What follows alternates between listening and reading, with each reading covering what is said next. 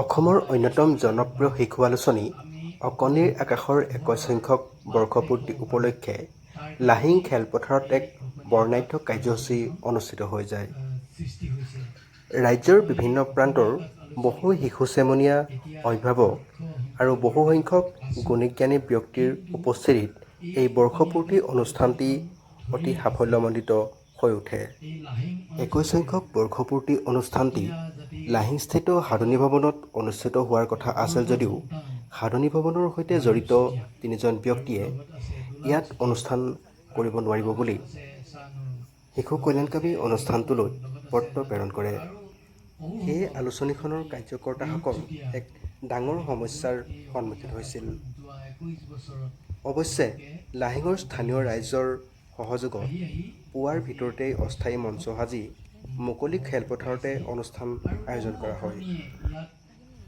পুৱা পতাকা উত্তোলন, গছপুলি ৰোপণ আৰু জুবিনদাৰ প্ৰতিচ্ছবিত বন্তি প্ৰজ্বলনৰ পাছতেই শিশুসকলৰ মাজত বিভিন্ন প্ৰতিযোগিতা সম্পন্ন হয়। পতাকা উত্তোলন কৰে বিশিষ্ট সাংবাদিক তথা আলোচনীখনৰ মুখ্য সম্পাদক চক্ৰসেন গগৈয়ে।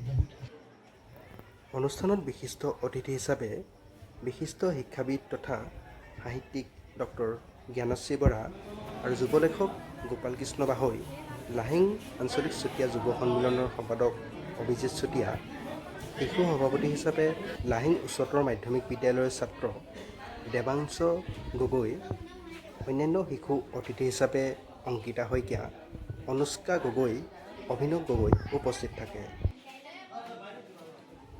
২১ সংখ্যক বৰ্ষপূৰ্তিৰ অকণিৰ আকাশৰ আলোচনীখনৰ এই ঐতিহাসিক বৰ্ষৰ এক বিশেষ সংগ্ৰহণীয় সংখ্যা অভিনৱ গগৈয়ে উন্মোচন কৰে। অধ্যক্ষ নৃপেন গগৈৰ দ্বাৰা পৰিচালিত সুৰসপ্তক সংগীত আৰু চাৰুকলা বিদ্যালয়ৰ ছাত্ৰ-ছাত্ৰীসকলৰ আৰম্ভণিৰ গীতেৰে সভাখন আৰম্ভ হয়।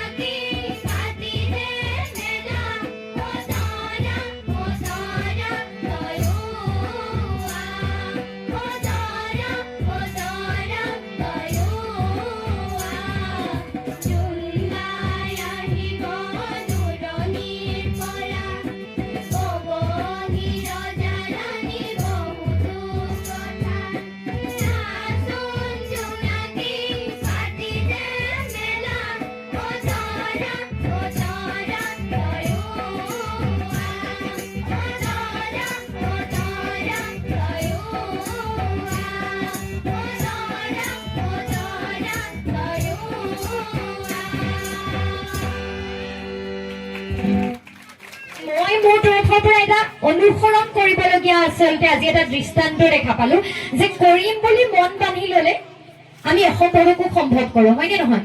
ৰাতি যেতিয়া এনে এটা অনুষ্ঠান কি কৰিম, ঠাই সলনি কৰিলে ল'ৰা ছোৱালীৰ অসুবিধা হ'ব, কাৰণ এইখিনি ঠাইৰে দিয়া কথা আছে, হয়তো সম্ভাৱ্য ল'ৰা ছোৱালী এই স্থানলৈকে আহিব, ৰাতিপুৱা দূৰলৈ নিবও নোৱাৰি অনুষ্ঠানটো, গতিকে এইখিনিত যেতিয়া ঘোষণা কৰিলো এইখিনিতে কৰিম। গতিকে এই যিটো দৃষ্টান্তমূলক চিন্তা বা এই যিটো জেদ বুলি কওঁ নহয় আমি অসমীয়াত, ডক্টৰ জ্ঞানশ্ৰী বৰাই আধুনিক যুগত শিশুসকলৰ মানসিক বিকাশ আৰু শিশু সাহিত্যৰ প্ৰয়োজনীয়তাৰ ওপৰত গুৰুত্বপূৰ্ণ বক্তব্য দাঙি ধৰে। অন্যহাতে গোপাল কৃষ্ণ বাহৈ আৰু অভিজিত চুতীয়ায়ো শিশুসকলক উৎসাহিত কৰি আলোচনীখনৰ দীৰ্ঘায়ু কামনা কৰে। শেষত অকণিৰ আকাশৰ কৰ্তৃপক্ষই বিগত ২১ বছৰে ধাৰাবাহিকভাৱে সহযোগ কৰি অহা সকলো পাঠক, লেখক আৰু শুভাকাংক্ষীক আন্তৰিক ধন্যবাদ জ্ঞাপন কৰে। লগতে অকণি আকাশৰ ২১ সংখ্যক বৰ্ষপূৰ্তিৰ বাবে বিশেষভাৱে সহযোগিতা আগবঢ়োৱা সকলো ৰাইজৰ লগতে ৪ নং গোগামুখ জিলা পৰিষদৰ সদস্যা জ্যোতিপ্ৰভা পেগু দলে, ধেমাজি জিলা পৰিষদৰ সভানেত্ৰী ক্ষমালী বৰদেউৰী দৈমাৰী, ৫ নং ধেমাজি জিলা পৰিষদৰ সদস্যা প্ৰণীতা গগৈ, চৌখামটি চিচিবৰ গাঁৱৰ বিশিষ্ট সমাজ সেৱিকা বৰ্ণালী চুতীয়াকো বিশেষভাৱে ধন্যবাদ জ্ঞাপন কৰে। সুবিধা পাইছে, অকণি আকাশ পৰিয়ালেও সেই সুবিধাকণ প্ৰদান কৰি আহিছে মই আশা কৰিছোঁ যাতে অনাগত দিনতো তেওঁলোকে এই সুবিধা প্ৰদান কৰি যাব, যাতে উঠি অহা নৱপ্ৰজন্মই নিজৰ প্ৰতিভা এই অসমীয়া আকাশ আলোচনীখনৰ জৰিয়তে প্ৰকাশ কৰিব পাৰে, আগুৱাই যাব পাৰে। আৰু মই লাহিংবাসী সাহিত্যপ্ৰেমী ৰাইজক আন্তৰিক ধন্যবাদ আৰু শুভকামনা জ্ঞাপন কৰিছোঁ। তেওঁলোকেও সকলো ধৰণে সহযোগিতা আগবঢ়াই এই অনুষ্ঠানটি সাফল্যমণ্ডিত কৰি তুলিছে। লগতে যিসকল সদাশয় ব্যক্তিয়ে এই অনুষ্ঠানটিত সকলো ধৰণে সহায় সহযোগিতা আগবঢ়াই আছে তেওঁলোকলৈও মই আন্তৰিক ধন্যবাদ জ্ঞাপন কৰিছোঁ। আৰু অসমীয়া আকাশ পৰিয়ালৰ আয়োজকসকলে মই আন্তৰিক ধন্যবাদ জ্ঞাপন কৰিছোঁ। তেওঁলোকেও যাতে মোক ইয়ালৈ মাতিছে আৰু ময়ো আহি এই অনুষ্ঠানটিত যোগদান কৰিব পাৰিছোঁ। খুব ভাল লাগিছে কণ মইনাহঁতৰ সকলে দিনটো উদযাপন কৰি। অনাগত দিনতো অসমীয়া আকাশ আলোচনীখন আৰু আগুৱাই যাওক আৰু বহলভাৱে অসমৰ প্ৰতিটো চুকে কোণে বিস্তাৰ হওক বিস্তৃতভাৱে, আৰু সকলো ছাত্ৰ ছাত্ৰীয়ে যাতে ইয়াৰ পৰা উপকৃত হ'ব পাৰে।